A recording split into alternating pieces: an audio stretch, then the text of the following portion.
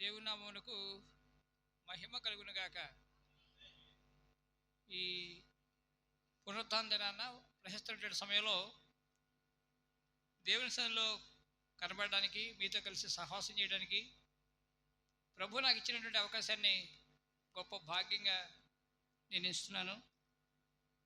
అన్నగారు చెప్పినట్టు అనుకోకుండానే ఇక్కడ రావడానికి అవకాశం అయింది. బయటికి రావాల్సిన పరిస్థితి వచ్చింది. చిన్న పని ఉండడం చేత రావాల్సి వచ్చింది. సరే, మందిరానికి వెళ్ళాలి, ఎక్కడికో వెళ్ళే బదులు మన ఇంటికి వెళితే బాగుంటుంది కదా, సొంత ఇంటికి పోదాం అని ఇక్కడ రావడానికి ప్రభు సహాయం చేశారు. సరే, ఇప్పటివరకు మనం కీర్తన 91 ద్వారా అనేక విషయాల చేత ప్రోత్సహింపబడ్డాం. ప్రభువుని ఆరాధించడానికి పురుకొల్పబడ్డాం. అన్నగారు ఈ కీర్తన జ్ఞాపకం చేస్తున్నప్పుడు ఈ సంవత్సరం అంతా మన కన్నుల ఎదుట కదలాడుతోంది. జనవరి మొదలుకొని ఇప్పటి వరకు ఆయన ఎలా పోషించాడు, ఆయన ఎలా కాపాడాడు, ఆయన ఎలా తప్పిస్తూ వచ్చాడు, ఈ సంగతులన్నీ మనకు పిక్చరైజ్ అవుతూ ఉన్నాయి. అందుని బట్టి మనం ప్రభువుని మరింత కృతజ్ఞతతో ఆరాధించడానికి అవకాశమైంది. నిజమే, ఈ సంవత్సరంలో ప్రభు నా మీద కూడా తన అపారమైనటువంటి కృపనుంచారు. ఎన్నోసార్లు ప్రమాదానికి గురి కావాల్సినటువంటి వాడిని ప్రభు తప్పిస్తూ వచ్చారు. నేను అనుకుంటూ ఉంటాను, అన్నీ సరిగా ఉన్న వాళ్ళే అనేక ప్రమాదాలకు గురవుతుంటే నాలాంటి పరిస్థితి ఏంటి అని ప్రభు తన అపారమైనటువంటి దయ నా మీద కనపరచకపోతే, ప్రత్యేకమైనటువంటి శ్రద్ధ ఆయన విషయంలో తీసుకోకపోతే నేను ప్రయాణాలు సాగించడం, బండి మీద వెళ్ళి రావడం ఇవన్నీ సాధ్యం కానటువంటి పనులు. ఈ మధ్య కూడా క్రిస్మస్కి చీరాల వెళ్ళినప్పుడు విజయవాడలో రైల్వే స్టేషన్లో ప్లాట్ఫామ్ మారడం కోసం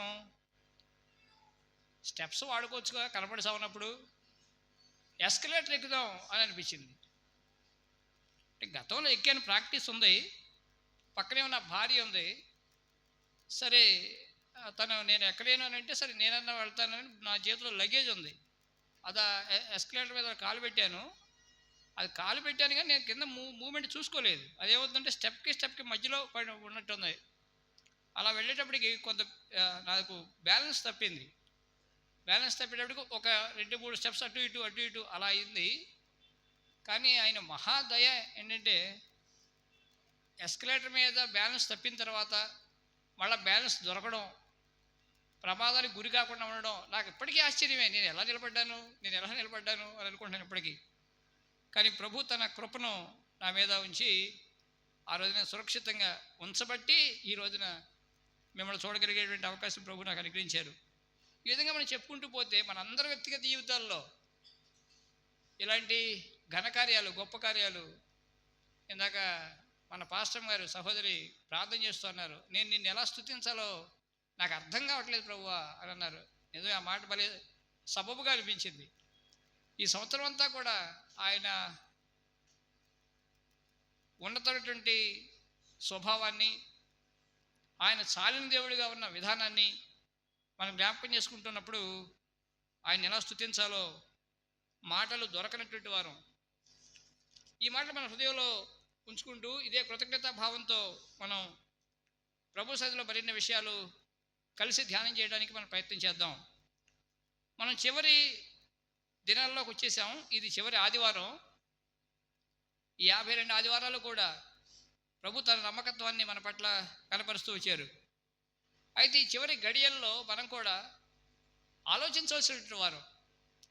ఒక విశ్వాసిగా ఈ సంవత్సరం అంతా నా ఆధ్యాత్మిక జీవితం ఏ విధంగా ఉంది అని ఆలోచించవలసినటువంటి వారు. ఏ ఏరియాస్లో బాగున్నాను, ఏ ఏరియాస్లో బలహీనపడ్డాను అని సెల్ఫ్ ఇంట్రాస్పెక్షన్ అని అంటామే, మనం ఆత్మపరిశీలన చేసుకోవలసినటువంటి వారు. కొన్ని కొత్త తీర్మానాలతో నూతన సంవత్సరాన్ని ఎదుర్కోవాల్సినటువంటి వారు.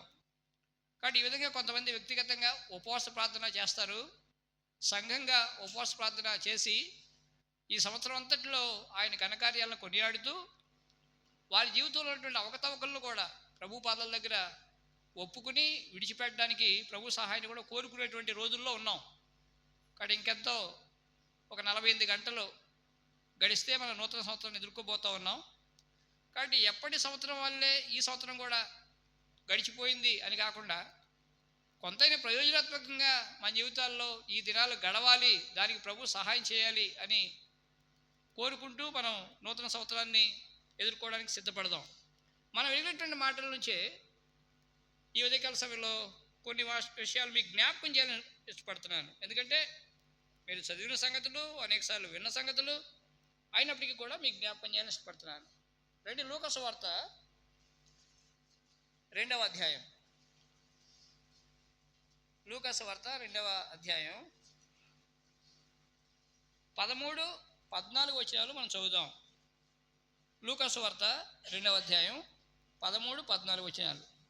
వెంటనే పరలోక సైన్య సమూహము ఆ దూతతో కూడా నుండి సర్వోన్నతమైన స్థలముల్లో దేవునికి మహిమయు, ఆయనకి ఇష్టలైన మనుషులకు భూమి మీద సమాధానమును కలుగునుగాక అని దేవుని స్తోత్రము చేయుచుండెను. చిన్న ప్రార్థన చేద్దాం. మహాపరిశుద్ధుడైన దేవా, ప్రేమ కలిగిన మా ప్రియ పరలోకపు తండ్రి, యేసయ్య వందనాలు. ఈ ఉదయకాల సమయంలో ప్రవేశిస్తున్నటువంటి వేళ మీ సన్నిధిలో కనపడే భాగ్యం మా అందరికీ అనుగ్రహించారు తండ్రి, మీకు వందనాలు. ఇప్పటి వరకు మిమ్మల్ని ఆరాధించడంలో కీర్తన 91 ద్వారా మమ్మల్ని ప్రోత్సహించారు, మమ్మల్ని పురుకొల్పారు. అందరి బట్టి మనం స్తుతిస్తూ కీర్తిస్తున్నాం. మాకు చాలిన దేవుడు నాయన, ఏమిచ్చి మీరు రుణం తీర్చగలం తండ్రి, మీకు స్తోత్రాలు. మరొకసారి మీ మాట కోసం ఆశతో కనిపెడుతుండగా ప్రభువా మీరు కటాక్షించండి. దప్పికొన్న హృదయాలను మీరు తృప్తిపరిచేటువంటి దేవుడు కనుక మీ వాక్కు చేత మమ్మల్ని తృప్తిపరచండి. ఈ చివరి దినాల్లో ప్రభువా మీరు మమ్మల్ని సంధిస్తూ వస్తున్నారు, మీరు మాతో మాట్లాడుతూ వస్తున్నారు. అందరిని బట్టి మిమ్మల్ని స్తుతిస్తూ మరొకసారి ఈ లేఖన భాగాల ద్వారా మీ ప్రత్యక్షత మాకు కలిగించమని, మాతో మాట్లాడమని, అభ్యంతరపరచని కాచుకుని కూర్చున్న అధికారం ఒకరిని బంధించమని, నిద్రను, మత్తును, అహిక విచారాన్ని, బడలికను, బద్ధకమతో రద్దుపరచమని, సమయాన్ని కూడా మీ స్వాధీనం అందించుకోమని, ఎవరికి ఆయాసం లేకుండా ప్రభువా సమయంలో మేము ముగించుకోవడానికి కూడా సహాయం చేయని వేడుకుంటూ మీ దగ్గర స్థలకి ఉన్నప్పటిని అప్పగించుకుంటూ యేసు ప్రభుల వారి అత్యున్నత నామం ద్వారా ఈ చిన్న ప్రార్థన అడిగి వేడుకుంటున్నాము తండ్రి, ఆమేన్. ప్రభు పేరు మరొకసారి దైవజనులకు, వారి కుటుంబానికి, పెద్దలైనటువంటి వారికి, నాతోటి విశ్వాసులైన మీకును హృదయపూర్వకంగా వందనాలు తెలియజేస్తున్నాను. బిలేటెడ్ హ్యాపీ క్రిస్మస్ కూడా మీకు అందజేస్తూ ఉన్నాను. ఈ మాటలు చదువుతున్నప్పుడు ఇంకో క్రిస్మస్ మెసేజ్ అని అనుకునేరు.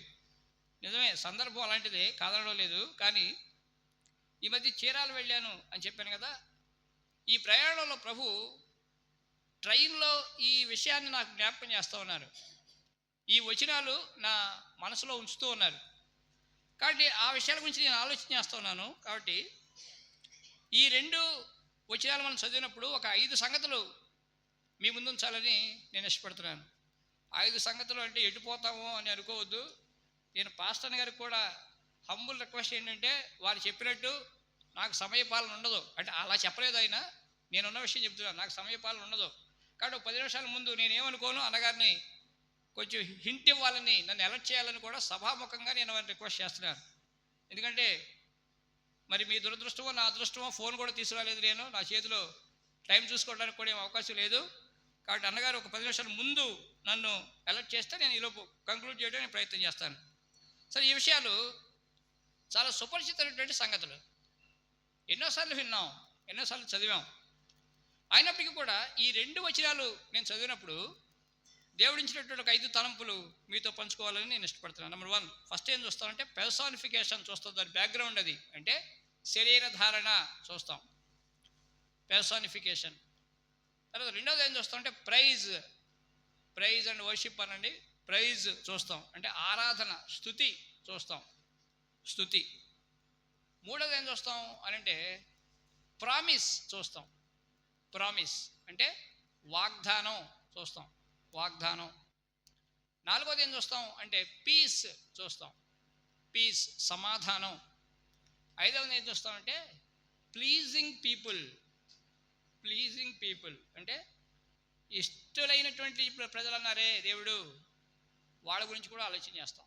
ఇది మనం సూక్ష్మంగా కలిసి మనం ధ్యానం చేయడానికి మనం ప్రయత్నం చేద్దాం.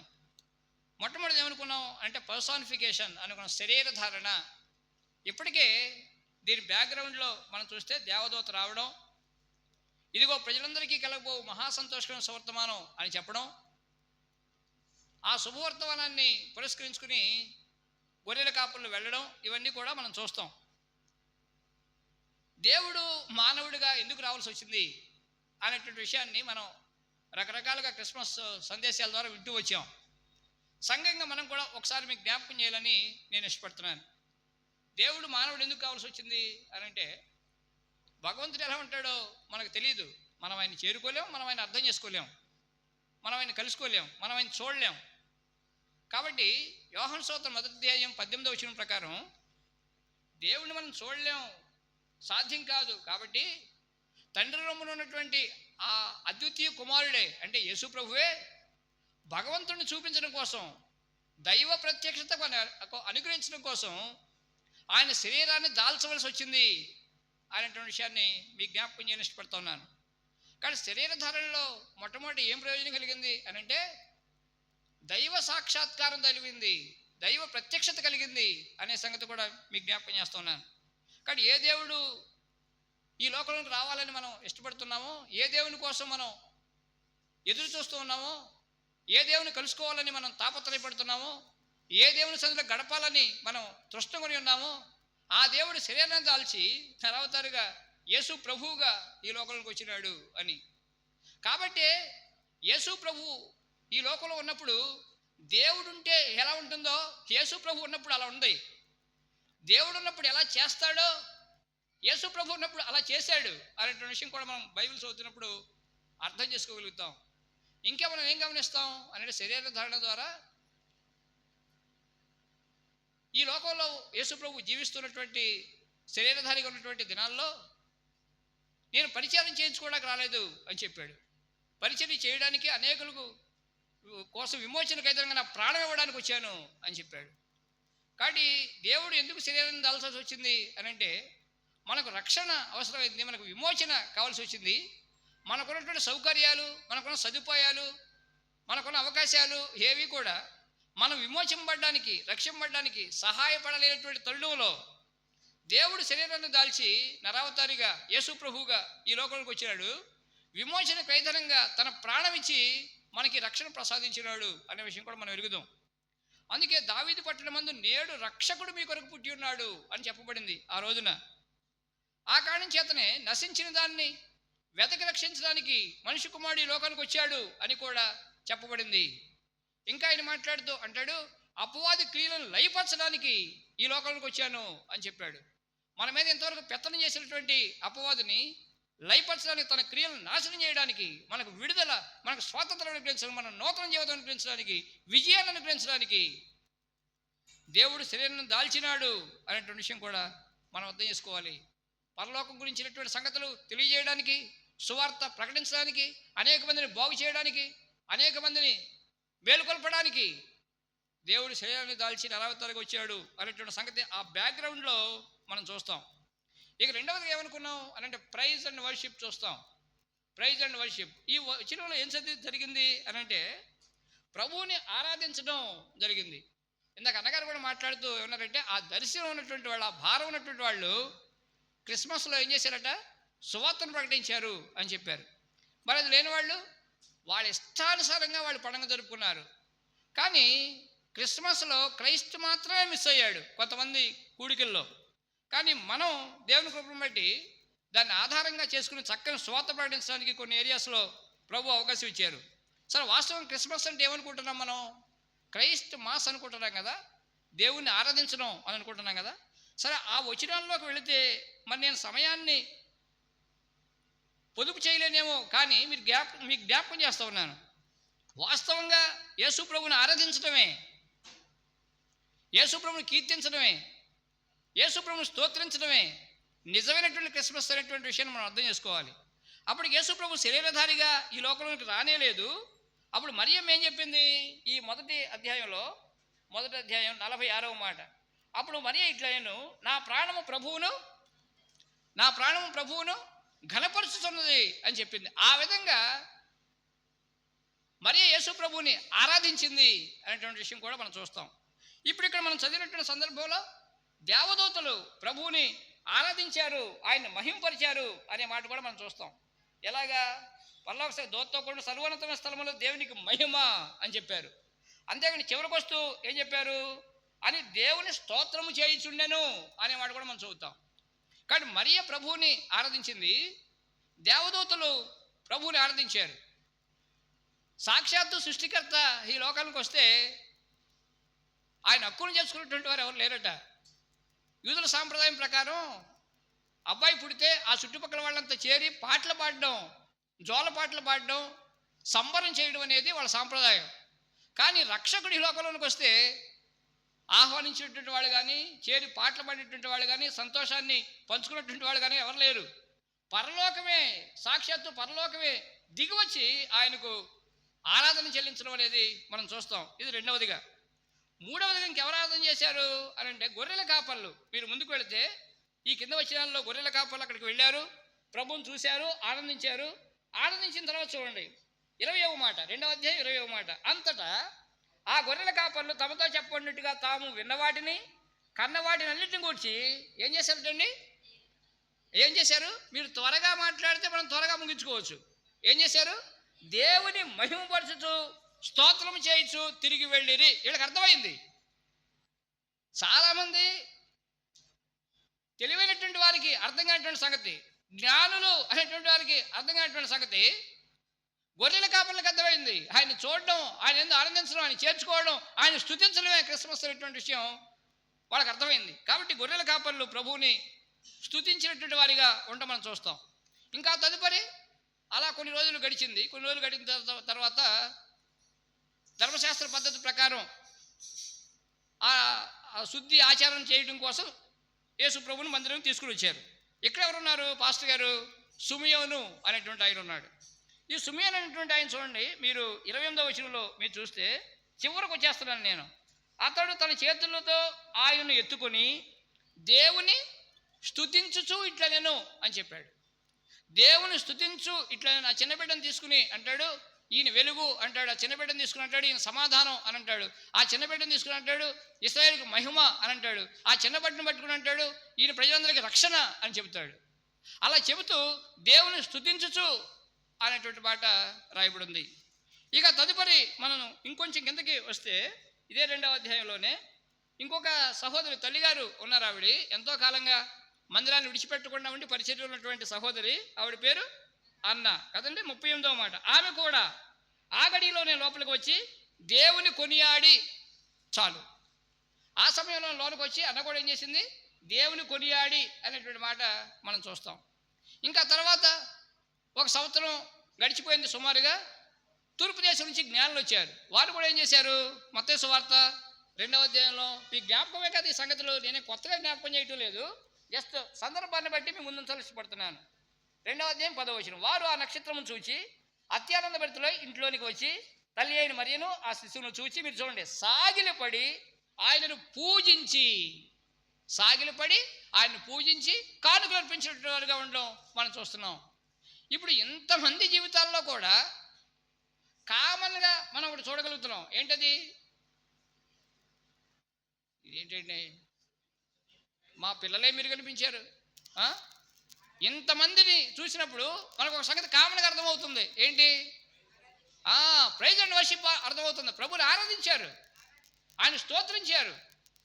వాస్తవంగా దేవదేవుని చూచి ఆనందించి ఆయన ఆరాధించి కృతార్థులైనటువంటి వారు వీరు అనే సంగతి మనం అర్థం చేసుకోవాలి. ఇదే సందర్భంలో కూడా ఇంకొంతమంది ఉన్నారు, వారికి ఏం పట్ల వారేం చూడలేదు, వారేం ఆనందించలేదు, వారేం అనుభవించలేదు, వారేం ఆరాధించలేదు. అలాంటి వాళ్ళు కూడా ఉన్నారు. ఏ రోజు అలాంటి వాడిగా ఉన్నాడు. మత నాయకులు, మత పెద్దలు అలాంటి వారిగా ఉన్నారు. ఇంకా కొంతమంది ఆ విధంగా ఆయన్ని పట్టించుకోకుండా ఉన్నటువంటి వారు కూడా ఉన్నారు. కానీ మనం హృదయపూర్వకంగా ఆయన చూచి ఆయన అనుభవించి ఆరాధించవలసినటువంటి వారం అనే సంగతి కూడా లేఖనాన్ని బట్టి ఈ కొందరు వ్యక్తుల జీవితాలను బట్టి మీకు జ్ఞాపకం చేయాలని నేను ఇష్టపడుతున్నాను. ఇక మూడోది ఏమనుకున్నాం మనం? మూడోది ఏమనుకున్నాం? ఏమండి? పీస్, వాగ్దానం అని అనుకున్నాం. ఆయన వాగ్దానం చేశాడు. ఏమని వాగ్దానం చేశాడు? ప్రామిస్, వాగ్దానం. ఏమని వాగ్దానం చేశాడు అని అంటే, సర్వోన్నతమైన స్థలంలో దేవునికి మహిమయు, ఆయనకి ఇష్టమైన మనుషులకు భూమి మీద సమాధానమును కలుగునుగాక అని వాగ్దానం చేశాడు. చాలాసార్లు వాగ్దానాలు ఎలా ఉంటాయి అని అంటే కండిషనల్గా ఉంటాయి. ఇందాక అన్నగారు చదివించిన కీర్తనలో కూడా అతడు నన్ను ప్రేమించుతున్నాడు గనుక ఇది కండిషను, అతడు నా నామమును ఎరిగినవాడు గనుక ఇది కండిషను. దేవుడు వాగ్దానం ఇచ్చేటువంటి దేవుడే, తన వాగ్దానం నెరవేర్చేటువంటి దేవుడే ఈ దేవుడు. కానీ ఆ వాగ్దానాన్ని ఆనుకుని ఉన్నటువంటి కండిషన్ని మనం ఫుల్ఫిల్ చేయాలి. ఆ వాగ్దానం మన జీవితంలో నెరవేరాలి అని అంటే, ఆ వాగ్దానం మన సొంతం కావాలి అని అంటే దీని వెనుక కండిషన్స్ కూడా ఉంటాయి అనే సంగతి మనకు అర్థం కావాలి. గులాబీ పువ్వు కోసుకుందాం బాగుంది అని అనుకుంటే దాని చాటు ముళ్ళు కూడా ఉంటాయి, ఇది కూడా మనకు అర్థం కావాలి. అదేవిధంగా మనం ఈ నెల 31 రాత్రి దేవుని సన్నిధిలో చేరబోతున్నాం. కొంతమంది వాగ్దానాలు తీసుకునేటువంటి అలవాటు కూడా ఉంది, నేను దాన్ని వ్యతిరేకించడం లేదు. కానీ ఈ వాగ్దానాలు అందుకునేటువంటి క్రమంలో ఎక్కడైనా హెచ్చరికలు ఉంటాయా? ఉండవు. ప్రతి చోట కూడా ఆశీర్వాదమే, దీవెనలే ఉంటాయి. కానీ మనం ఏం చేయాలి అని అంటే ఆ ఆశీర్వాదం చాటున ఉన్నటువంటి కండిషన్ ఏంటో వెతుక్కోవాలి. ఆ దీవెన చాటున నేనేం చేయాలి అనేది కూడా మనకు అర్థం కావాలి. ఈ విధంగా ప్రామిసెస్ అన్నీ కూడా కండిషనల్గా ఉంటాయి అనేటువంటి విషయాన్ని మనం అర్థం చేసుకుని ఆ కండిషన్ మనం ఫుల్ఫిల్ చేసి ఈ వాగ్దానాన్ని మనం అనుభవించాలి అనే సంగతి కూడా లేఖనం మీకు జ్ఞాపకం చేస్తూ ఉన్నాను. ఇక్కడ కూడా కండిషనల్ ప్రామిసే ఇచ్చాడు. ఆయనకి ఇష్టమైనటువంటి మనుషులకు భూమి మీద సమాధానం అని రాయబడింది. ఎవరికి సమాధానం అంట? ఆయనకి ఇష్టమైనటువంటి మనుషులకు. ఇది కండిషను. ఆ పై వచనాల్లో ఇదిగో ప్రజలందరికీ కలగబోవు మహాసంతోషం సువర్తమానం అన్నప్పుడు దేని మీద నో కండిషన్ అట. రక్షణ గురించినటువంటి మాట మనం చదివినప్పుడు అక్కడ ఏ కండిషన్ లేదు. విమోచన గురించినటువంటి మాట మనం చదివినప్పుడు ఏ కండిషన్ లేదు. మనల్ని ఆయన అన్కండిషనల్గా ప్రేమించాడు, అందులో భాగంగా మనల్ని విమోచించాడు, మనల్ని రక్షించాడు. కానీ ఈ 14వ విషయానికి వచ్చినప్పటికీ, 14వ వచనానికి వచ్చినప్పటికీ ఆయన ఏమంటాడంటే ఆయనకి ఇష్టమైనటువంటి వారికి భూమి మీద సమాధానం కలుగునుగాక అని చెప్పబడింది. కానీ ఈ కండిషన్ ఫుల్ఫిల్ చేయకుండా, ఆయనకి ఇష్టంగా జీవించకుండా ఈ సమాధానం పొందుకోవడం, సంతోషం పొందుకోవడం, సంతృప్తి పొందుకోవడం సాధ్యం కాదు అనే సంగతి కూడా లేఖనాలను బట్టి మీకు జ్ఞాపకం చేయాలని నేను ఇష్టపడుతున్నాను. 4వ సంగతి ఏంటి? 4వ సంగతి పీస్, సమాధానం అని అనుకున్నాం. ఆయనకి ఇష్టమైనటువంటి వారికి సమాధానం కలుగునుగాక అని చెప్పండి. ఇక్కడ సమాధానం అంటే ఏంటి అంటే దేవునితో సంబంధం ఏర్పడడం. మీరు లేవికాండంలో 3వ అధ్యాయంలో చూస్తే సమాధాన బలి, సమాధాన బలి, సమాధాన బలి అనే సంగతులు మీరు చూస్తారు. అటేం పోవద్దు, సమయాన్ని ఆదా చేయడం కోసం. నిష్కళంకమైందై ఉండాలి, నిర్దోషమైందై ఉండాలి అని చెబుతూ సమాధానం వెలిగించినటువంటి సంగతులు అక్కడ అనేక అందుబాటులో ఉన్నాయి. సమాధానం అంటే ఏంటి అని అంటే దేవునితో సంబంధం ఏర్పడడం అనే సంగతి మనం అర్థం చేసుకోవాలి. కానీ దేవునితో సంబంధం ఏర్పడుతుంది అనే విషయం కూడా దేవుని లేఖనం ద్వారా మనం గ్రహిస్తున్నాం. కాబట్టి ఈ ఉదయకాల సమయంలో ఈ ప్రస్తుత వేళ సమాధానం అంటే హృదయంలో నెమ్మది మాత్రమే కాదు, సంతోషం మాత్రమే కాదు, సంతృప్తి మాత్రమే కాదు, కుటుంబంలో నెమ్మది మాత్రమే కాదు, సంతోషం మాత్రమే కాదు, దేవునితో అర్థవంతమైన సంబంధం ఏర్పరచుకోవడం అనే సంగతి కూడా లేఖనంలో మీకు జ్ఞాపకం చేయాలని నేను ఇష్టపడుతున్నాను. ఈ సమాధానం అనుగ్రహించడానికి దేవుడు ఆరాటపడుతున్నాడు అనే సంగతి కూడా మనం చూస్తాం. ఎందుకని? ఆయన సమాధాన కర్త అని రాయబడింది, ఆయన సమాధాన కారకుడు అని రాయబడింది. రోమపత్రిక 10వ అధ్యాయం 5వ అధ్యాయం 1వ వచనంలో మనం చూస్తే, లేదా 10వ వచనంలో కూడా మనం చూస్తే ఆయన ఏ విధంగా మనకు సమాధానం అనుగ్రహించారో అనేటువంటి సంగతులు కూడా చాలా స్పష్టంగా రాయబడి ఉన్నాయి. కాబట్టి చదవదులేండి, ఇవన్నీ మనం ఎరిగిన సంగతులే. కాబట్టి లేఖనాల్లోకి మనం వెళ్ళడం లేదు. ఆయన సమాధాన కారకుడు, సమాధాన కర్త కావున దేవునితో మనం సమాధానపరచడానికి, ఆ పోగొట్టుకున్న సమాధానాన్ని, సంబంధాన్ని తిరిగి ఏర్పరచడానికి విమోచన క్రైతవునికి తన ప్రాణం ఇచ్చినటువంటి దేవుడు అనేటువంటి విషయం కూడా మీకు జ్ఞాపకం చేయాలని ఇష్టపడుతున్నాను. ఈ సమాధానం గురించినటువంటి ఆలోచన మనకు ఉండాలి. ఈ సంబంధాన్ని గురించినటువంటి ఆశ మన హృదయంలో ఉండాలనేటువంటి విషయం కూడా లేఖనాలను బట్టి మీకు జ్ఞాపకం చేయాలని నేను ఇష్టపడుతున్నాను. సరే, అయితే ఇక ఫైనల్గా ప్లీజింగ్ పీపుల్ అని అనుకున్నాం. అంటే ఆయనకి ఇష్టమైనటువంటి వారికి ఇక్కడ కొంచెం ఆగాల్సి ఉంది. అందుకే ఈ 4 సంగతులు అలా అలా అలా తేల్చుకుంటూ వచ్చేసాం మనం. ఆయనకి ఇష్టమైనటువంటి వారికి భూమి మీద సమాధానం అని రాయబడింది. ఈ మాట నేను ఆలోచన చేస్తూ ఉన్నాను, ఎవరు ఆయనకి ఇష్టలు అని. ఎవరైతే ఆయనకి ఇష్టలో వాళ్ళకే సమాధానం అట. ఎవరైతే ఆయనకి ఇష్టలో వాళ్ళకే సంతోషం అని అనుకోవాలి మనం, వాళ్ళకే సంతృప్తి అని అనుకోవాలి మనం. ఇలాంటి క్రమంలో మరి ఎవరికి ఆయన సమాధానం ఇస్తారు అంటే ఆయనకి ఇష్టమైనటువంటి వారికి సమాధానం ఇస్తారు. ఎవరు ఆయనకి ఇష్టలు అని ఆలోచన చేస్తూ ఉన్నప్పుడు లేఖనాల్లో ఉన్నటువంటి కొన్ని సంగతులు మీ ముందుంచాలని నేను ఇష్టపడుతున్నాను. ఇక్కడ కొంచెం సమయం తీసుకుంటాం మనం, అయినా పర్వాలేదు. అన్నగారు ఇచ్చినటువంటి ఆ సిగ్నల్ ప్రకారం నేను కంక్లూడ్ చేస్తాను, నో ప్రాబ్లం. మీరు చూడండి, మరి ఎవరంటే ఆయనకి ఇష్టలు అని అంటే మీరు రెండొకసారి హెబ్రీయులకు రాసినటువంటి పత్రిక, అపోస్తలుడైన పౌలు హెబ్రీయులకు రాసినటువంటి పత్రిక 11వ అధ్యాయం 11:5 మీరు చూస్తారా? 11:5 విశ్వాసమును బట్టి హనోకు మరణము చూడకుండానట్లు కొనిపోబడెను. అతడు కొనిపోబడక మునుపు దేవునికి ఇష్టడై ఉండేనని సాక్ష్యము పొందెను. చాలండి. ఇక్కడ ఒక ఆయన గురించి దేవునికి ఇష్టడు అని రాయబడింది. ఎవరైనా హనోకు కాదు, హనోకు దేవునికి ఇష్టడు అని రాయబడింది. ఎందుకు ఇష్టడు అయ్యాడట ఆయన? ప్రతి వారం అందరికి వచ్చేదాన్ని బట్ట సంఘ నియమ కూడికల్లో చక్కగా పాల్గొంటున్నాడనా? ఇవే నేను కాదనడం లేదండో. కానీ ఒక ప్రాముఖ్యమైనటువంటి కారణం అక్కడ రాయబడింది. ఎందుకు ఇష్టడయ్యాడట హనోకు? ఆ విశ్వాసమును బట్టి ఆయనకి ఇష్టడయ్యాడు. అంటే దేవుని యందు విశ్వాసం ఉంచినటువంటి వాడు దేవునికి ఇష్టడయ్యాడు. దేవుని యందు విశ్వాసం ఉంచినటువంటి వారు దేవునికి ఇష్టలు అనే సంగతి మనం అర్థం చేసుకోవాలి.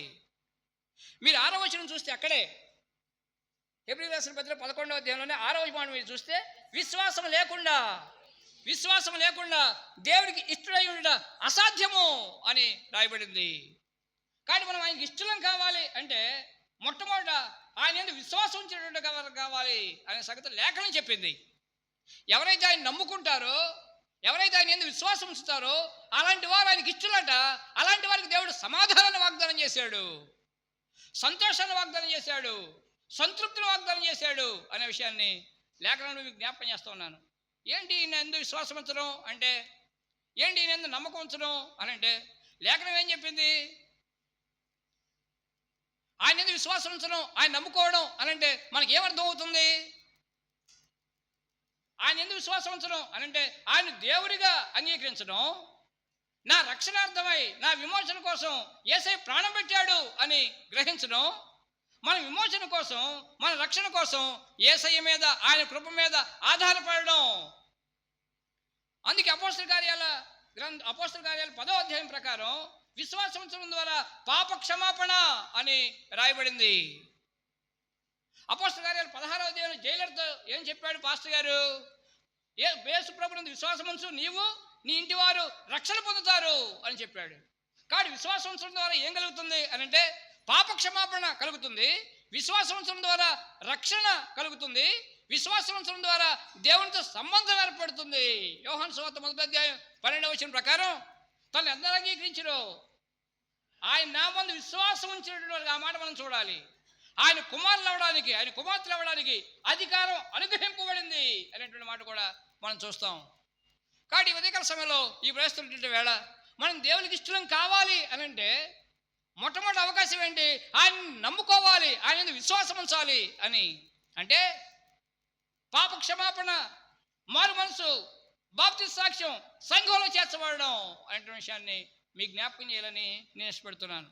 ఎవరైతే మారు మనసు పొందారో, ఎవరైతే బాప్తిస్మ సాక్ష్యం ఇచ్చారో, ఎవరైతే సంఘంలో చేర్చబడ్డారో వారు ఆయన యందు విశ్వాసం ఉంచిన వారు, అలాంటి వారు దేవునికి ఇష్టలు, అలాంటి వారికి సమాధానం వాగ్దానం చేయబడింది. కొంతమంది జీవితాల్లో మందిరంలో ఉండి కూడా ఈ సమాధానం లేదు. కొంతమంది కుటుంబాల్లో ఆందోళనే, నిరాశ, నిస్పృహలే ఉంటూ ఉన్నాయి. కారణం ఏంటంటే వారు ఇంకా మారు మనసు పొందినటువంటి వారు కాదు, బాప్తిస్మ సాక్ష్యం ఇచ్చి సంఘంలో చేర్చబడినటువంటి వారు కాదు అనేటువంటి విషయాన్ని మనం అర్థం చేసుకోవాలి. సమూయేలు గ్రంథంలో ఏమని రాయబడిందంటే ఆయన తన జనులుగా చేసుకోవడానికి దేవుడు ఇష్టపడుతున్నాడు అని రాయబడింది. ఆయన ఇష్టపడుతున్నాడు. చేయవలసిందల్లా నీవు నేనే, ఆలోచించవలసిందల్లా నీవు నేనే, నిర్ణయించవలసిందల్లా నీవు నేనే అనేటువంటి విషయాన్ని అర్థం చేసుకోవాలి. కాబట్టి ఉదయకాల సమయంలో ప్రవేశిస్తున్నటువంటి వేళ ఈ సమాధానం మన సొంతం కావాలి అని అంటే, నా ప్రియమైన సహోదరుడా, నా ప్రియమైన సహోదరి, నీవు రక్షింపబడినటువంటి వానివై ఉండాలి. రక్షింపబడడం ద్వారా సమాధానం ఈ దేవదేవుడు మనకు వాగ్దానం చేసినాడు అనే సంగతి మీకు జ్ఞాపకం చేస్తూ ఉన్నాను. ఏ కారణం చేత వాయిదా వేస్తున్నావు? ఏ కారణం చేత నిర్లక్ష్యంగా ఉంటున్నావు? ఏ కారణం చేత మారు మనసు పొందకుండా ఉంటున్నావు? ఏ కారణం చేత బాప్తిస్మ సాక్ష్యం ఇవ్వకుండా సంఘంలో చేర్చబడకుండా ఉంటున్నావు?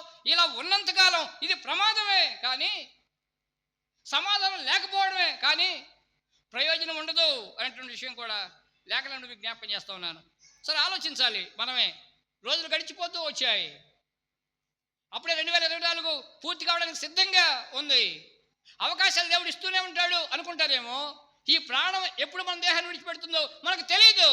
అలాంటి క్రమంలో రక్షణ పొందకుండా ఉండి పాతాళానికి పోయే కంటే, రక్షణ పొందకుండా ఈ లోకాన్ని విడిచిపెట్టి భయంకరమైనటువంటి పెను ప్రమాదాన్ని ఎదుర్కొనే కంటే, అవకాశం ఉండగానే, దైవజనులు అందుబాటులో ఉండగానే, సువార్త వ్యాపిస్తూ ఉండగానే మారు మనసు పొందడం, రక్షింపబడడం, సంఘంలో చేర్చబడడం, ఆయన ఇచ్చేటువంటి సమాధానాన్ని పొందుకోవడం ఎంతైనా ఆవశ్యకం. ఇక రెండవ సంగతి మనం చూద్దాం రండి. ఎవరంటే ఆయనకి ఇష్టలు? విశ్వాసం ఉంచినటువంటి వారు, ఆయన నమ్ముకున్నటువంటి వారంటే ఆయనకి ఇష్టం. అలాంటి వారికి సమాధానం అని రాయబడింది. ఇక రెండవదిగా చూద్దాం రండి. కీర్తన గ్రంథం 16వ కీర్తన 16:3 ఒకసారి చూస్తారు మీరు. 16:3 నేను ఎలాగందును భూమి మీద ఉన్న భక్తులే శ్రేష్ఠులు, వారు నాకు కేవలము ఇష్టలు అని రాయబడింది. భక్తుడు చెప్తున్న మాట ఇది, దేవుని మాటగా తీసుకుందాం. ఆయన ఏమంటాడు అంటే, భూమి మీద ఉన్న భక్తులే శ్రేష్ఠులు, వారు నాకు కేవలం ఇష్టలు అని రాయబడింది. మరి ఎవరు భక్తులు అన్నది? పండుగ చేసేటువంటి వారు మాత్రమేనా భక్తులు? కొత్త బట్టలు కొట్టుకునేటువంటి వారు మాత్రమేనా భక్తులు?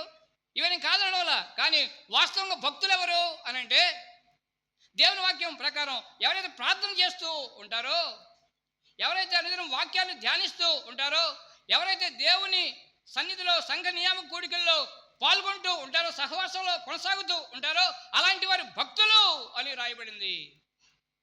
ఈ మాట మనకు అర్థం కావాలంటే ఒక్క మాట మనం చూద్దాం రండి. కీర్తన గ్రంథంలోనే 32వ కీర్తన 32 ఎన్నో వచనం? 32 6వ మాట మీరు చూడండి. 32:6 కావున ఈ దర్శనకాల మందు భక్తి గల వారందరూ నిన్ను ప్రార్థన చేయుదురు అని రాయబడింది. ఎవరు ప్రార్థన చేస్తారటండి?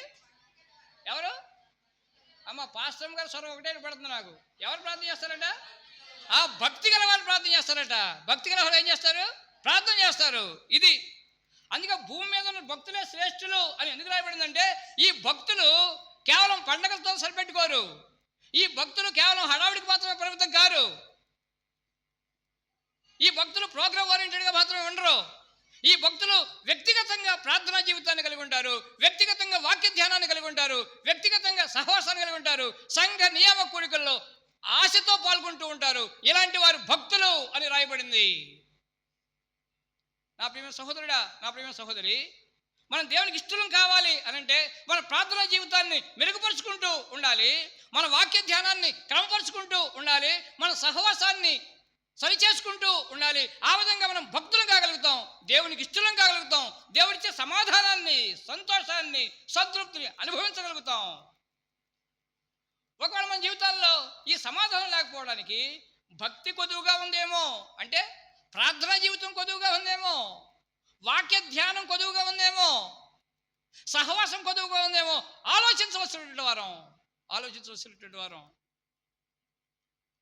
సిఎంసి కుటుంబ సభ్యులారా, సవినయంగా మనం చేస్తూ ఉన్నాను, మన వ్యక్తిగత ప్రార్థనా జీవితం ఏ విధంగా ఉంది అని. గ్రూప్లో చూస్తూ ఉంటాను, ప్రేయర్ స్టార్టెడ్ అని పెడుతున్నారు, సంతోషమే. ప్రేయర్ స్టార్టెడ్ అని పెడుతున్నారు, చాలా సంతోషమే. కానీ ఆ గంట సేపు యథార్థంగా మనం ప్రార్థించేటువంటి వారం కావాలి. వ్యక్తిగత ప్రార్థన జీవితం, వ్యక్తిగత వాక్య ధ్యానం, వ్యక్తిగత సహవాసం, మనం భక్తి జీవితాన్ని కొనసాగించడానికి, దేవునికి ఇష్టం కావడానికి, ఆయనచే సమాధాన సంతృప్తిని అనుభవించడానికి అవకాశం ఉంటుంది. ఏమని రాయబడి ఉంది అపోస్తలుల కార్యాల గ్రంథం 10వ అధ్యాయంలో? ఇటలీ పటాలమన్నబడినటువంటి పట్టణంలో ఎవరండి? కొర్నేలి అనేటువంటి ఏముంది అక్కడ? భక్తిపరుడు ఒకడు ఉండేను అని రాయబడింది. కొర్నేలి అనేటువంటి భక్తిపరుడు ఒకడు ఉండేను అని రాయబడింది. ఏం చేస్తున్నాడంటే భక్తిపరుడు ప్రార్థన చేస్తున్నాడండి. ఆ భక్తిపరుడు, మనం భక్తులమే, కానీ కొంతమంది జీవితాల్లో అర్థవంతమైన ప్రార్థన లేకుండానే మనం భక్తులం. కొంతమంది జీవితాల్లో అర్థవంతమైన వాక్య ధ్యానం లేకుండానే మనం భక్తులం. సంఘ నియామక కూడికల్లో అవకాశం ఉండి పాల్గొకుండానే మనం భక్తులం. ఇది ప్రమాదకరం అనే విషయం కూడా లేఖనంలో మీకు జ్ఞాపకం చేస్తూ ఉన్నాను. కనీసం ఒక గంట అయినా వ్యక్తిగత ప్రార్థన జీవితం ఉంటుందా? స్టూడెంట్స్ అయితే సమయం సహకరించకపోతే కనీసం ఒక అర్ధగంట అయినా మన ప్రార్థన జీవితం ఉంటుందా? ఒక అర్ధగంట అయినా వాక్య ధ్యానం ఉంటుందా? అలాగైతే మనం భక్తిలో ఎదగడానికి అవకాశం ఉంటుంది, దేవుని సంతోషపెట్టడానికి అవకాశం ఉంటుంది, ఆయనకి ఇష్టలుగా జీవించడానికి అవకాశం ఉంటుంది, ఆయన ఇచ్చేటువంటి సమాధానం పొందుకోవడానికి అవకాశం ఉంటుంది. ఒక మాట అడగనేయండి, ఎంతకాలం అయింది తనివి తీరా ప్రార్థన చేసి? ఎంతకాలం అయింది తనివి తీరా వాక్యాన్ని ధ్యానించి? ఎంతకాలం అయింది తృప్తి తీరా దేవునితో సహవాసం చేసి? ఆలోచించవలసినటువంటి వారం. ఈ విధంగా మన భక్తుల కొదువులు ఏర్పడుతూ ఉంటే, మన ప్రార్థనా జీవితంలో కొదువులు ఉంటూ ఉంటే, వాక్య ధ్యానంలో కొదువులు ఉంటూ ఉంటే, ఆత్మీయంగా ఎదగడంలో కొదువులు ఉంటూ ఉంటే దేవునికి ఇష్టంగా జీవించడం సాధ్యం కాదు. ఆయన సమాధానం పొందుకోవడం కూడా సాధ్యం కాదు. ఇలా మన జీవితం అవకతవకలతో ఉన్నంతకాలం నిరాశ నిస్పృహలు వెంటాడుతూనే ఉంటాయి. లేఖనాన్ని బట్టి మీకు జ్ఞాపకం చేస్తున్నాను. నా ప్రియమైన తమ్ముళ్ళు, నా ప్రియమైన చెల్లెల్ని ప్రోత్సహిస్తున్నాను. అధిక సమయం ప్రార్థించడానికి, అధిక సమయం వాక్యాన్ని ధ్యానించడానికి మనం ప్రయత్నించాలి. ఎప్పుడూ ఒక మాట దేవుని మహిమ కోసం, ప్రోత్సహించడం కోసం గుర్తు చేస్తూ ఉంటాను. నా జీవితంలో కూడా అర్థవంతమైనటువంటి ప్రార్థన కలిగి ఉండడానికి ప్రభు సహాయం చేస్తూ వచ్చారు. ప్రతి సంవత్సరం కూడా కనీసం ఒక్కసారి ఈ బైబిల్ గ్రంథాన్ని అర్థవంతంగా చదివేటువంటి కృప కూడా దేవుడు నాకు అనుగ్రహిస్తూ వచ్చాడు. కొన్ని సంవత్సరాలుగా ఈ నియమాన్ని నేను పాటించడానికి ప్రభు కృప చూపుతూ వచ్చాడు. మిమ్మల్ని ప్రోత్సహిస్తున్నాను తమ్ముళ్ళు. నేను సరిగా చూడలేనటువంటి వాడిని. నేను బైబిల్ గ్రంథాన్ని ఒక్కసారి చదివినప్పుడు మీరు ఇంకా ఎక్కువగా చదవగలుగుతారు, మీరు ఇంకా ఎక్కువ అర్థం చేసుకోగలుగుతారు, మీరు ఇంకా ఎక్కువ అనుభవించగలుగుతారు. కాబట్టి ఆలోచన చేయవలసిందిగా మనం చేస్తూ ఉన్నాను. ఇలాంటి వారు భక్తులు అనబడింది, ఇలాంటి వారు దేవునికి ఇష్టలు అట. ఇలాంటి వారికి సమాధానం దేవుడు వాగ్దానం చేశాడు. ఇప్పుడు 2 గ్రూపులు చూసాం. మొట్టమొదటి ఎవరు అనుకున్నామండి? విశ్వాసులు అంటే దేవునికి ఇష్టం, వాళ్ళకి సమాధానం. రెండవది ఎవరే? భక్తులంటే దేవునికి ఇష్టం, అలాంటి వారికి సమాధానం అనబడింది. ఇక మూడవ సంగతి చూద్దాం రండి. అపోస్తలుడు పౌలు రోమీయులకు రాసినటువంటి పత్రిక 14వ అధ్యాయం. అపోస్తలుడు పౌలు రోమీయులకు రాసిన పత్రిక 14వ అధ్యాయం 18వ మాట మీరు చూడాలి. 14-18 ఈ విషయమందు 17వ వచనంలో చెప్తాడు. సరే, సమయాన్ని ఆది చేద్దాం. ఈ విషయమందు క్రీస్తునకు దాసుడైన వాడు దేవునికి ఇష్టడును మనిషి దృష్టికి యోగ్యుడునై ఉన్నాడు. చాలండి. ఈ విషయమందు దేవునికి దాసుడైనటువంటి వాడు అంటే తను తాను తగ్గించుకునేటువంటి వాడు అని మనం అర్థం చేసుకోవాలి. దాసుడు అంటే హక్కులు ఏమి లేనటువంటి వాడు, దాసుడు అంటే అవకాశాలు ఏమి లేనటువంటి వాడు, దాసుడు అంటే తను తాను తగ్గించుకునేటువంటి వాడు, దాసుడు అంటే నీచంగా పరిగణించబడేటువంటి వాడు. యేసు ప్రభు తను తాను ఎవరితో ఐడెంటిఫై చేసుకున్నాడండి? క్రీస్తు యేసును కలిగిన ఈ మనసును మీరును కలిగి ఉండండి అని చెబుతూ ఆయన పరలోక రాజ్యాన్ని, ఆ మహదైశ్వర్యాన్ని విడిచిపెట్టకూడని భాగ్యం ఎంచుకోలేదు. కానీ మనిషిని పోలికగా పుట్టి దాసుడు స్వరూపం ధరించుకుని మరణం పొందినంతగా, అనగా శిలువ మరణం పొందినంతగా విధేయత చూపిన వాడై తను తాను రిక్తునిగా చేసుకునేను. ఫిలిప్పీయులకు రాసిన పత్రికలో పౌలు గారు జ్ఞాపకం చేయలేదా? ఆయన దాసునిగా తను తాను ఐడెంటిఫై చేసుకుంటున్నప్పుడు నీవు నేను ఈ దేవదేవునికి ఇష్టం కావాలి అని అంటే మనల్ని మనం తగ్గించుకునేటువంటి వారం కావాలి. మనం సాధారణంగా పక్కవాడిని తగ్గిస్తుంటాం, వాళ్ళని వీళ్ళని హేళన చేసి మాట్లాడుతూ ఉంటాం, వాళ్ళని వీళ్ళని తగ్గించి మాట్లాడుతూ ఉంటాం. కానీ లేఖనం ఏం చెప్తుందంటే నన్ను నేను తగ్గించుకోవాలి, నిన్ను నీవు తగ్గించుకోవాలి, మనల్ని మనం ఉపేక్షించుకోవాలి, మనల్ని మనం ఉపేక్షించుకోవాలి. తను తగ్గించుకున్నవాడు హెచ్చింపబడును అని లేఖనమే చెబుతున్నప్పుడు మనం దేవునికి ఇష్టం కావాలి అని అంటే మనల్ని మనం తగ్గించుకోవలసినదే. మన అహం మనకు ఆటంకం అవుతుంది. కారణం ఏంటి అంటే మన క్వాలిఫికేషన్ మనకు ఆటంకం అవుతుంది. కారణం ఏంటంటే మన పొజిషన్ మనకు ఆటంకం అవుతుంది. కారణం ఏంటంటే సంఘంలో తగ్గించుకోవడానికి కొన్నిసార్లు మనం ఇష్టపడడం లేదు. కారణం ఏంటంటే ఇంకా మనలో స్వయం ఉండిపోయింది, నేను అనే భావన ఉండిపోయింది, విశ్వాసిని అనే మాట మర్చిపోయాం, తగ్గించుకోవాలి అనే మాట మర్చిపోయాం, క్రీస్తు యేసును కలిగిన మనసు మనం కలిగి ఉండాలనేటువంటి మాట మర్చిపోయాం. అందుకని మనం తగ్గించుకోవడానికి ఇష్టపడం. ఇది దేవుని సంతోషపెట్ట జాలదు అనేటువంటి విషయాన్ని అర్థం చేసుకోవాలి. ఎవరైతే తమను తాము తగ్గించుకుంటారో, దేవునికి అప్పగించుకుంటారో, వారు ఉపేక్షించుకుంటారో అలాంటి వారట దేవునికి ఇష్టలు అని రాయబడింది. అలాంటి వారికి సమాధానం అని కూడా రాయబడింది. రండి ముందుకు వెళ్ళిపోదాం, ఇంకో గ్రూప్లోకి వెళదాం. యోహాను రాసిన మొదటి పత్రిక 3వ అధ్యాయం. యోహాను రాసిన మొదటి పత్రిక 3వ అధ్యాయం 21వ మాట మీరు చూస్తారా? 3వ అధ్యాయం 21, 22. ప్రియులారా, మన హృదయము మన యందు దోషారోపణ చేయని యెడల దేవుడి ఎదుట ధైర్యం గల వారమగుదుము అని అంటాడు. అంటే మన హృదయం మన మీద దోషారోపణ చేయకుండా ఉండాలి అన్నాడు. అంటే ఏంటి? మనం పాపానికి దూరంగా ఉండాలి అని చెబుతూ ఇంకేమంటాడు చూడండి ఆయన 22వ వచనంలో, మరియు మనం ఆయన ఆజ్ఞలను గైకొనుచు ఆయన దృష్టికి ఇష్టమైనవి చేయుచున్నాము గనుక మనం ఏమి అడిగినను అది ఆయన వల్ల మనకు దొరకను. హల్లెలూయా. ఇక్కడ కూడా ఇంకో బ్యాచ్ గురించి రాయబడి ఉండండి. వీరంటే దేవునికి ఇష్టమట. ఎవరు? దేవుని ఆజ్ఞలను పాటించేటువంటి వారు అని, దేవుని ఆజ్ఞలను అనుసరించేటువంటి వారు అనే మాట మనం అర్థం చేసుకోవాలి. ఎవరైతే పాపానికి దూరంగా ఉంటారో, హృదయంలో దోషారోపణ కలగని స్థితిలో ఉంటారో, ఎవరైతే పాపాన్ని అసహించుకుంటూ ఉంటారో, దేవుడు పరిశుద్ధపరిచినాడు కాబట్టి, దేవుడు కడిగాడు కాబట్టి, దేవుడు శుద్ధి చేశాడు కాబట్టి మళ్ళా కక్కిన దానికోసం ఆశపడకుండా ఉంటారో, ఎవరైతే చిక్కకుండా ఉంటారో, దేవుని మాటను అనుసరించి వారి జీవితాలను క్రమపరుచుకుంటారో అలాంటి వారు దేవునికి ఇష్టలు.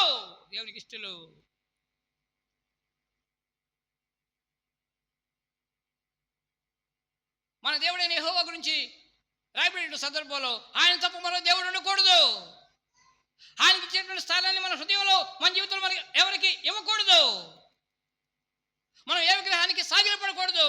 మన జీవితంలో ఆయన మించినటువంటి, ఆయన స్థానాన్ని ఆక్రమించేటువంటి ఏ విగ్రహాలు ఉండకూడదు. ఆయన నామను వ్యర్థంగా ఉచ్చరించకూడదు అని చెబుతాం. ఈ విశ్రాంతి దినాన్ని పరిశుద్ధంగా ఆచరించాలని చెబుతాం. ఇవన్నీ ఆజ్ఞలు కదండి. ఇవి మనం పాటించాలి. కేవలం 10 ఆజ్ఞలు మాత్రమే కాదు. ఒకసారి అన్నగారు చెప్పగా విన్నాను, సుమారు 613 ఆజ్ఞలు ఉన్నాయట. ఇవన్నీ ఇంటర్లింక్ అయి ఉంటాయి. మనం అనుసరించలేనివి, మనం పాటించలేనివి ఈ 613 ఒక్కటి కూడా లేదు. ఆజ్ఞలను అనుసరించి మనం దేవునికి ఇష్టం కావాలి.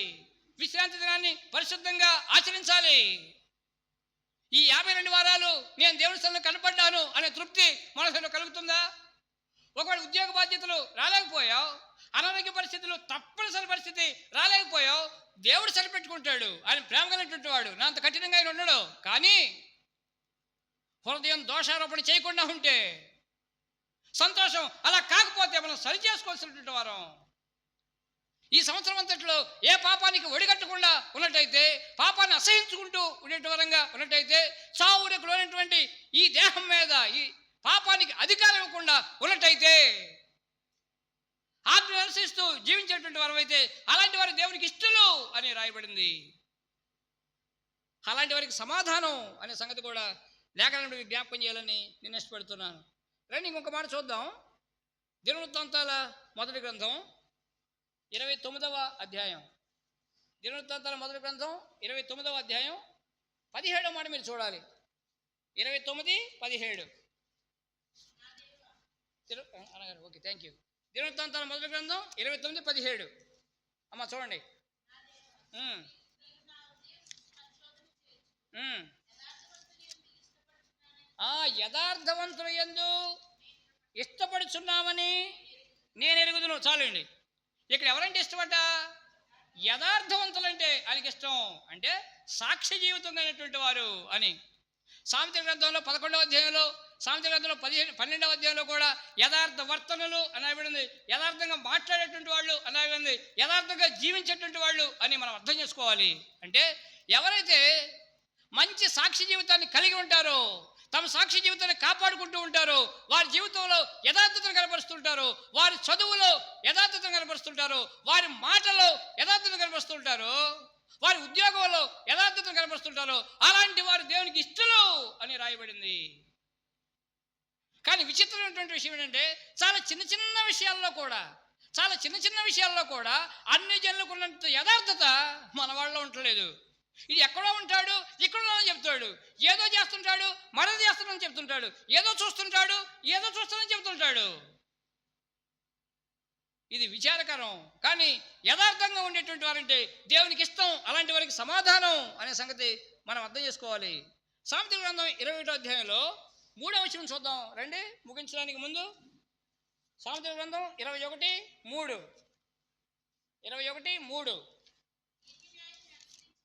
నీతి న్యాయములను అనుసరించి నడుచుకొనుట బలులు అర్పించడం కంటే యెహోవాకు ఇష్టము. చాలండి. నీతి న్యాయములను అనుసరించి నడుచుకోవడం అంటే బలులు అర్పించడం కంటే ఎక్కువ ఇష్టమట. పండగ చేయడం కంటే ఆయనకి ఇష్టమట. హడావుడి చేయడం కంటే, సందడి చేయడం కంటే ఆయనకి ఇది ఇష్టమట. ఏది? నీతి న్యాయములను అనుసరించి నడుచుకోవడం. విశ్వాసగా ఇది మన జీవితంలో తప్పనిసరి అనేటువంటి విషయాన్ని మనం అర్థం చేసుకోవాలి. ఇది ఆప్షనల్ కాదు, ఇది ఐచ్ఛికం కాదు. అవకాశం ఉండి చేద్దాం, లేకుంటే ఊరుకుందాం కానే కాదు.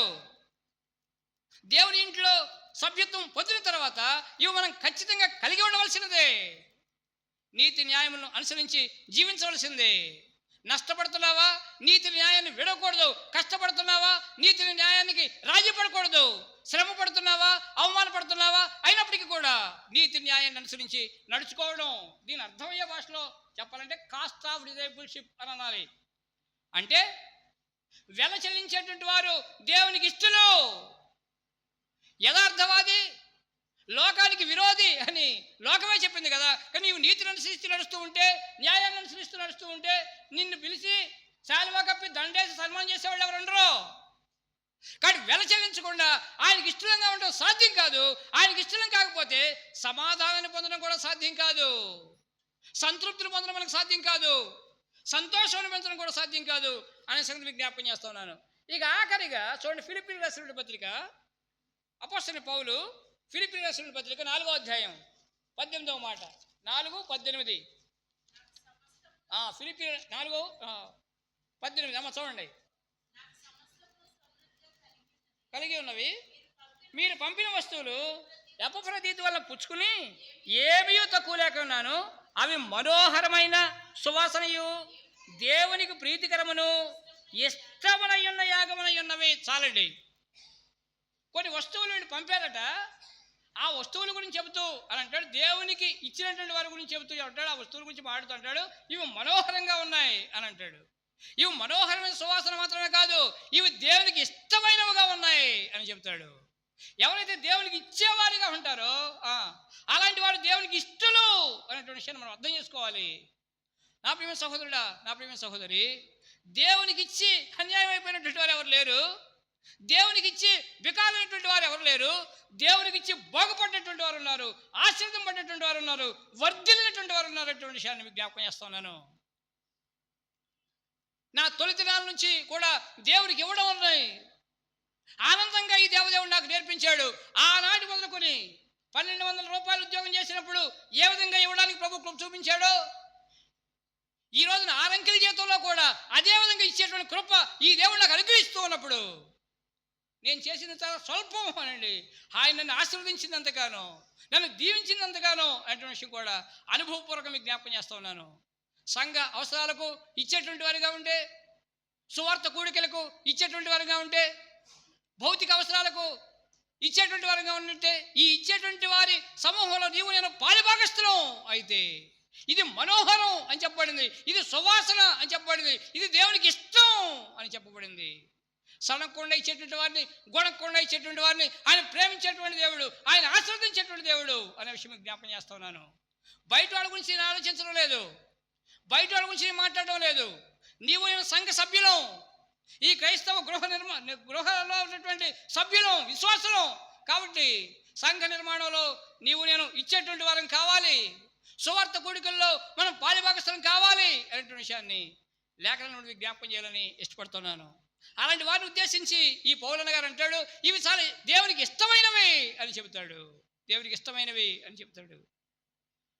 ఇలాంటి వారికి సమాధానం, ఇలాంటి వారికి సంతోషం, ఇలాంటి వారికి సమృద్ధి, ఇలాంటి వారికి సంతృప్తి. ఎవరండి ప్లీజింగ్ పీపుల్? ఎవరు? మొట్టమొదటి ఎవరు అనుకున్నాం? విశ్వాసులు అంటే ఆయనకి ఇష్టం. రెండవది ఎవరు అనుకున్నాం? భక్తి కలిగినటువంటి వారంటే ఆయనకి ఇష్టం. మూడవది ఎవరు అనుకున్నాం? తమ తగ్గించుకునే దాసులైనటువంటి వారు ఆయనకి ఇష్టం. నాలుగవది ఎవరు అనుకున్నాం? నాలుగవది ఎవరు అనుకున్నాం? నాలుగవది సాక్ష్యాన్ని జీవితాన్ని కాపాడుకునేటువంటి వారు. ఐదవది ఆజ్ఞలు పాటించేటువంటి వారు. ఆరవది వెల చెల్లించేటువంటి వారు, నీతి న్యాయం అనుసరించుకుంటే వెల చెల్లించేటువంటి వారు. ఏడవది దేవునికి ఇచ్చేటువంటి వారంటే ఆయనకి ఇష్టం. అపోస్తలుడైన పౌలు కొరింథీయులకు రాసిన పత్రికలో 10వ అధ్యాయంలో ఓ మాట చెబుతాడు. ఇది చూసి మనం ప్రార్థన చేద్దామండి. 10వ అధ్యాయం వచనం 5వ మాట, 10:5. అయితే వారిలో ఎక్కువ మంది దేవునికి ఇష్టలుగా ఉండకపోయిరు కనుక అరణ్యంలో సంహరింపబడిరి. ఏమంటే దేవుని ఇంటిలో సభ్యులమైన తర్వాత ఇక దేవునికి ఇష్టలుగా ఉండకపోవడం అనేది ఎంత ప్రమాదం అండోయ్. అందుకే అయోగ్యంగా బలలో చేపెడితేనట ఇందులో అంటే మీలో అనేకులు బలహీనులను రోగుల్లో ఉన్నారు, చాలా మంది నిద్రించున్నారు అని రాయబడింది. దేవుని ఇంట్లో ఉన్నటువంటి వారంగా ఆయనకి ఇష్టంగా జీవించాలి అనేటువంటి విషయాన్ని మనం అర్థం చేసుకోవాలి. అలా జీవించక వ్యభిచరించి, అలా జీవించక సణిగి, అలా జీవించక గొణిగి, అలా జీవించక విగ్రహార్థం చేసి, అలా జీవించక సౌహరింపబడేటువంటి వారు ఉన్నారు. దేవుని ఇంట్లో మనం దీవించబడవలసిన వారం, దేవుని ఇంట్లో మనం ఆశీర్వదింపబడాలి, దేవుని ఇంట్లో మనం సమాధానం పొందాలి, సంతోషం పొందాలి. మనం నాశనం కావడానికి కాదు దేవుడు మనల్ని పిలిచింది. కానీ మన స్వయం కృతాపరాధం, మన బుద్ధిహీనత చేత, మన భక్తిహీనత చేత మనం కావాలని దేవునికి ఇష్టంగా బ్రతకకపోవడం చేత ఇశ్రాయేలు వలె కొన్నిసార్లు సంతోషం అని జీవితంలో లేదు, అసంతృప్తి కలుగుతుంది, సమాధానం లేకుండా పోతుంది, నెమ్మది లేకుండా పోతుంది, కన్నీళ్ళు కలుగుతుంది, దుఃఖం కలుగుతుంది, ఒంటరితనం కలుగుతుంది. కారణం ఏంటంటే ఆయనకి ఇష్టలుగా జీవించలేకపోవడమేమో మనం ఆలోచన చేయాలి. అందుకే కొరింథీయులకు రాసిన పత్రికలో 5వ అధ్యాయంలో పౌలు గారు ఏం జ్ఞాపకం చేస్తాడు అంటే, మేము శరీరంలో ఉన్న శరీరాన్ని విడిచిన ఆయనకి ఇష్టమైనటువంటి వారం కావాలని తాపత్రయపడుతున్నాం అని అంటాడు 5వ అధ్యాయంలో. ఈ తాపత్రయం మనకు ఉండాలి. ఆయనకి ఇష్టంగా జీవించాలని తాపత్రయం మన హృదయంలో ఉన్నట్టయితే, అలా ప్రార్థన చేసేటువంటి వారు అయితే, ప్రభు పాదాల మీద పడేటువంటి వారు అయితే యోగ్యమైనటువంటి జీవితాన్ని మనకి ఇస్తాడు, సమాధానం ఇస్తాడు, సంతృప్తిని ఇస్తాడు, సమృద్ధిని ఇస్తాడు, మంచి భవిష్యత్తు ఇస్తాడు. తమ్ముడు చెల్లాయిలు కావాలి ఈ సమాధానం, ఈ సంతృప్తి, ఈ సంతోషం. ప్రార్థన చేద్దాం, ప్రభు వైపు చూద్దాం.